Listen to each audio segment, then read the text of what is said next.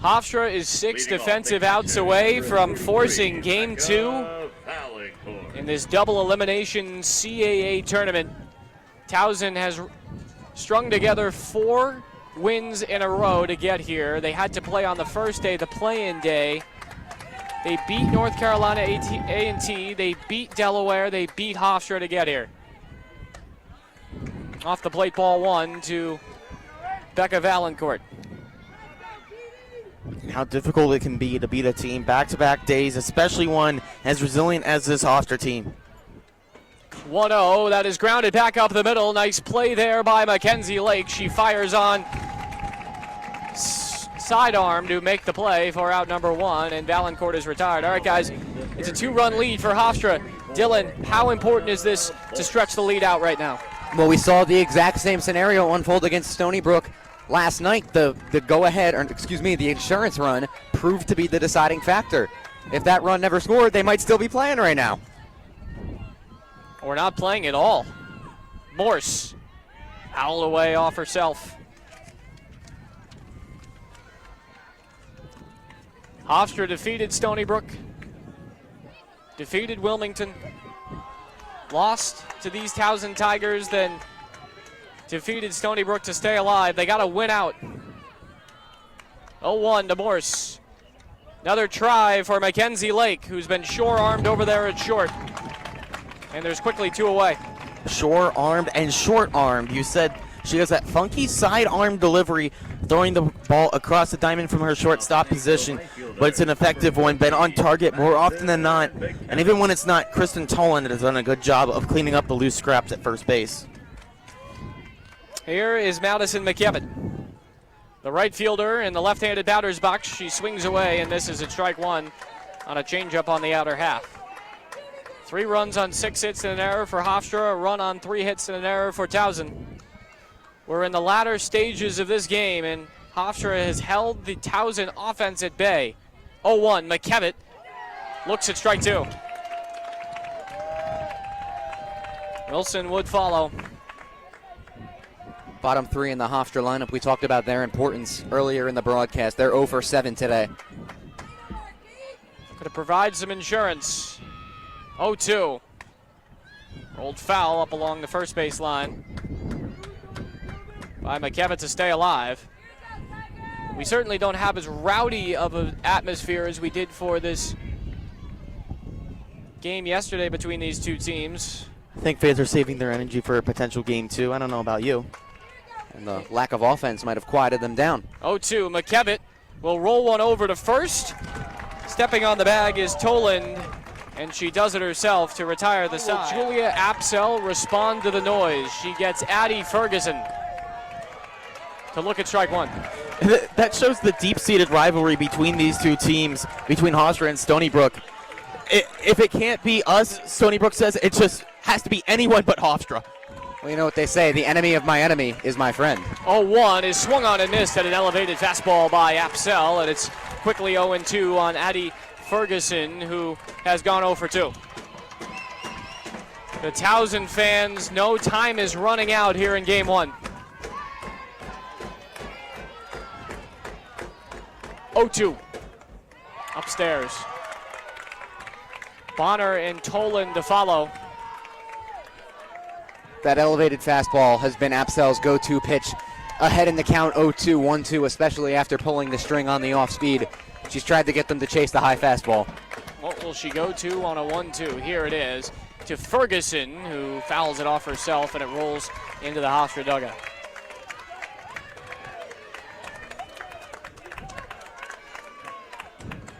Apsell looking to quiet down these fans who really have made the majority of the noise today. They've been rowdy all tournament long. And that has continued here into the championship round. Apsell fires. It's upstairs, ball 2.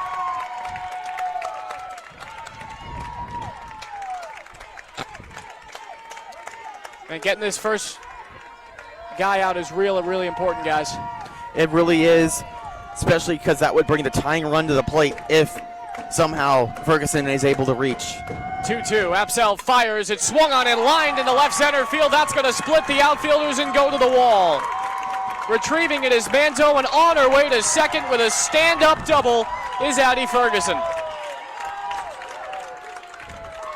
Oh, he talks so much about how fantastic Alana Morse has been in her freshman season, but Addie Ferguson is only a freshman as well, and she garnered first team all-conference honors as a designated player, and she comes through in a big spot.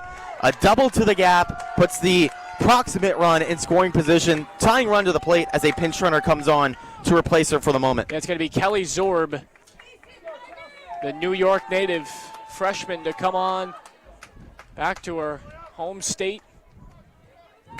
As there's a conversation at the hill between the infielders and Apsell. She slaps the hands of all four of them and will get back to work against Kara Bonner. So Zorb is the pinch runner at second base. The tying run is at the plate with nobody out.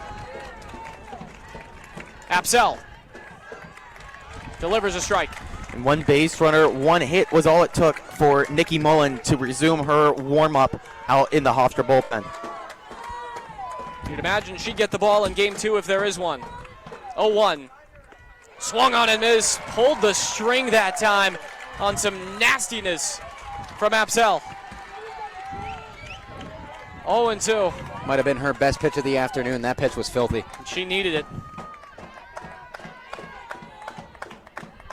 Bonner takes outside. That was all the way in the other batter's box to the lefty Bonner, who has reached once on a walk earlier. Kristen Tolan is on deck. Zorb is the runner at second. 1-2 to Bonner. Fouled it back. Guys, you can see the momentum shifting. I mean, with the crowd and, of course, now the double is just feeding into their energy.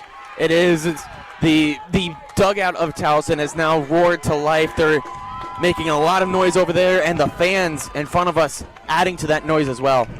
1-2. Apsell into the dirt.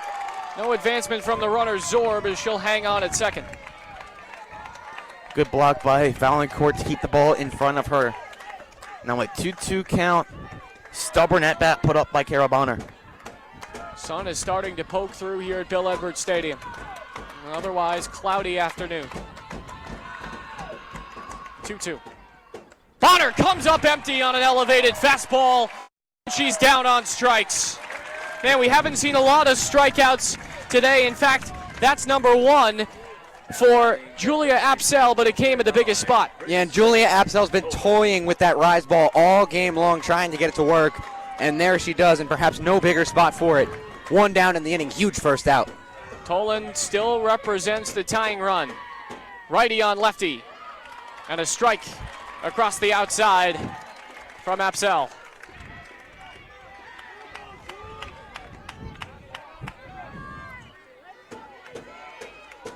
Tense moments here in Hempstead. Hofstra looking to hang on for dear life. 0-1. Took something off and it dipped down low and in by the feet of Toland, who scored the only run of the day for Towson when she reached on a fielder's choice back in the second. She's also popped out. 1-1. Got a piece to the screen. Well, Jack, you mentioned that Julia Apsell's pitched with a chip on her shoulder all tournament long, and despite pushing over 300 pitches on the week, she's got gold in her eyes right now. Ever since that leadoff hit, she has looked untouchable.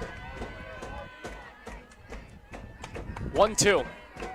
Apsell popped up on the infield. Iapolo's got it.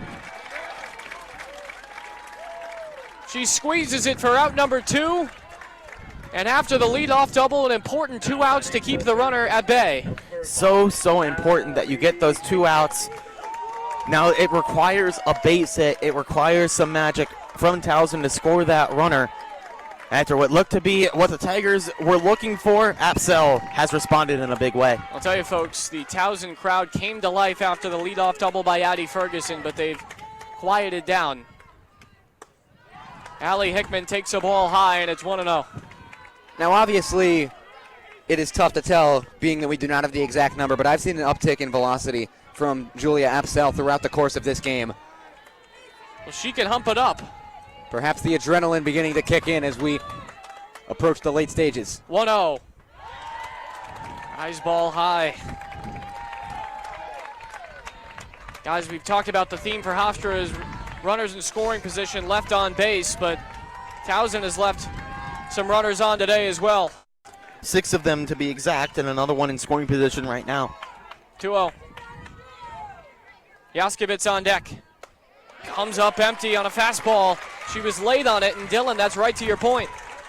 The fastball has looked lively, the rise ball is working, and the changeup has been untouchable when she's needed it. Julia Apsell has turned it up to a new level here in the 6th, now just 2 strikes away from getting out of it. Trying to quiet down the fans that have invaded her home ballpark on a 2-1.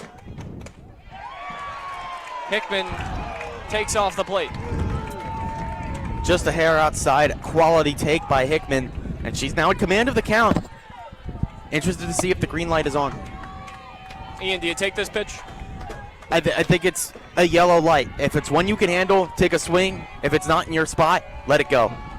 I'm never in favor of taking 3-1. Green light. Here it is. Popped up, but it's going to reach the seats. And Hickman stays alive. Be interesting to see if they send Zorb, who pinch ran for Ferguson after the leadoff double, but she's had to stay put since. Payoff to Hickman. Ground ball, third base side, fumbled by Giordano, and she's going to have to eat it.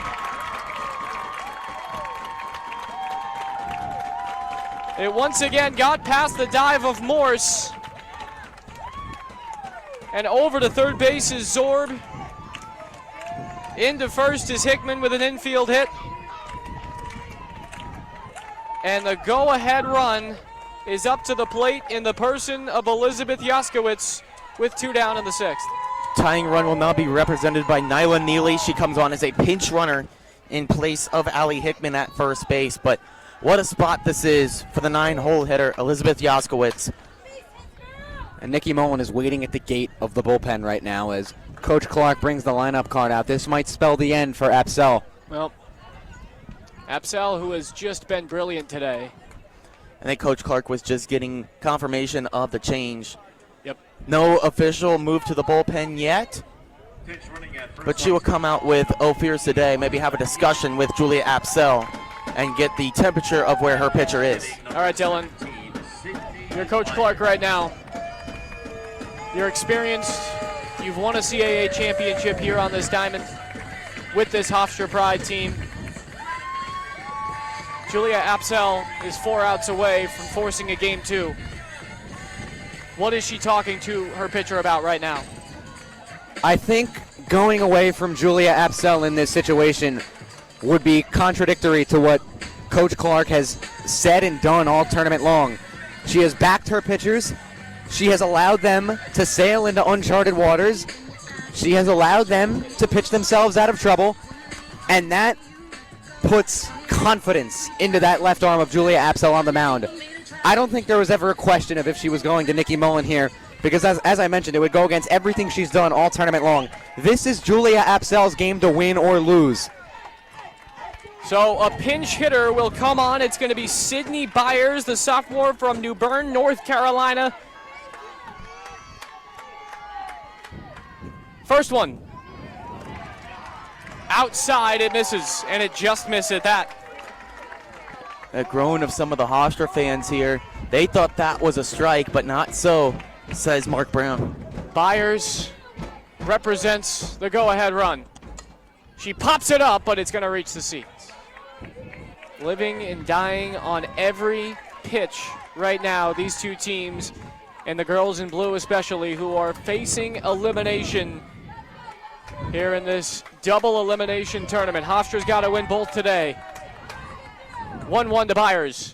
Line drive, that's going to seep down for a base hit into right field. McKevitt up and gunning. Down to third is Neely. This is a 1-run game. What a hit by Sydney Byers. Just slapped it there into right field, down in front of McKevitt, who was playing deep, as Jaskowicz will come on to replace her and retake her position in the 9 spot in the order. But wow, what a spot from Sydney Byers, sitting on the bench all game, but then comes through and ropes one into right. And that brings up the ever-dangerous Brianna Ramirez, who is working on a 3-for-3 afternoon. She's already driven in 1, and with the tying run on third base, no bigger spot and no better spot for your leadoff hitter. This, the biggest at-bat of Apsel's life. Ramirez takes outside for ball 1. And now this raises the question, how do you pitch to Ramirez? She's 3 for 3. She has looked locked in. Do you pitch around her with the base open? I'll answer your question. How do you pitch to her? You don't. Especially with 0 for 3 Corey Jones on deck. 1-0. Line drive. That is going to be caught by Wilson. A diving grab and left. Game saving.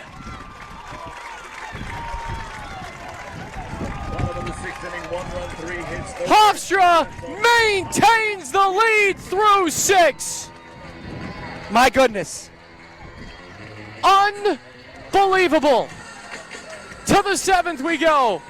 Hofstra hanging on by a thread right now. 3-2. We'll be back.